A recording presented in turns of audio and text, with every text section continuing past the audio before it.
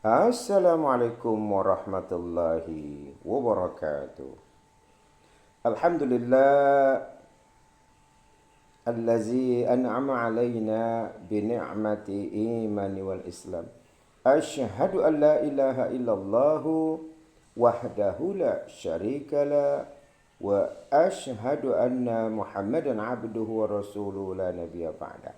أما بعد فقال الله تعالى في كتابه الكريم أعوذ بالله من الشيطان الرجيم بسم الله الرحمن الرحيم ونزلنا عليك الكتاب تبيانا لكل شيء وهدى ورحمة وبشرى للمسلمين صدق الله العظيم.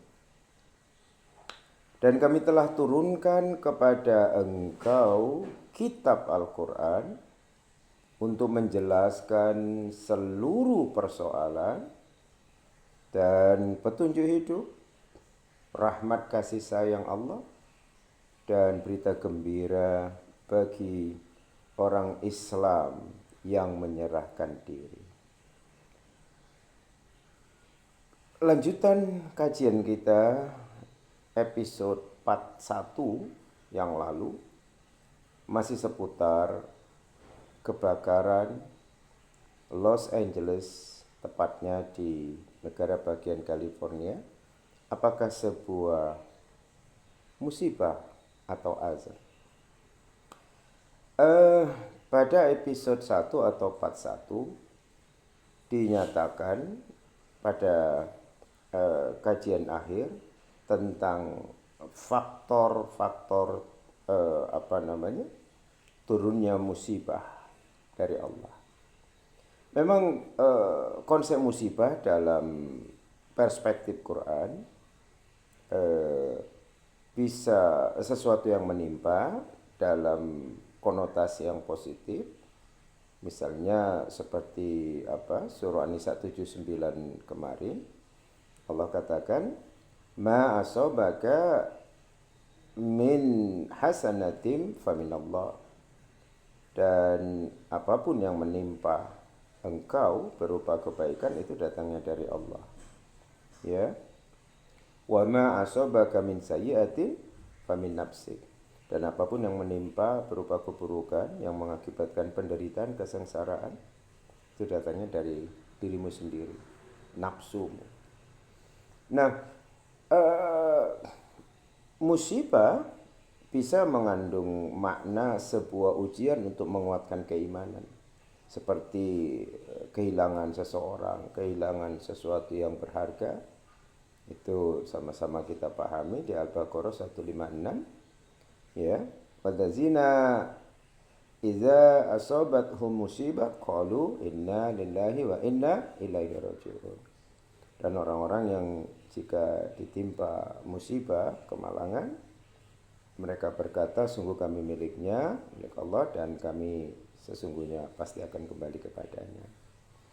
Nah, tapi musibah dalam konteks azab, sebagaimana yang terjadi di belahan bumi negara adikuasa Amerika Serikat, terutama dua kota besar, mega metropolitan Los Angeles dan Hollywood sebagai pusat hiburan dunia para pemuja syahwat dengan segala gaya hidup yang penuh dengan kemewahan dan kemegahan, hedonisme, itu tergambar di Hollywood khususnya sebagai kota dunia selebritis.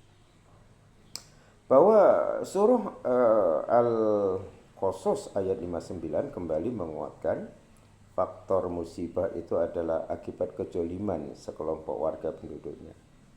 Kata Allah, "Wa ma kunna muhlikil qura," dan tidaklah kami, kata Allah, membinasakan, menghancurkan negara, kawasan, kota, illa wa ahluha zalimun, kecuali sebagian penduduknya itu berlaku zalim. Kezoliman kebijakan yang berbungkus kebijakan para elit pemimpin negara adikuasa terutama dalam konteks menggelontorkan dana besar-besaran ke Palestina untuk Israel membantai dengan keji dan kejam warga muslim Palestina, itu adalah kezoliman.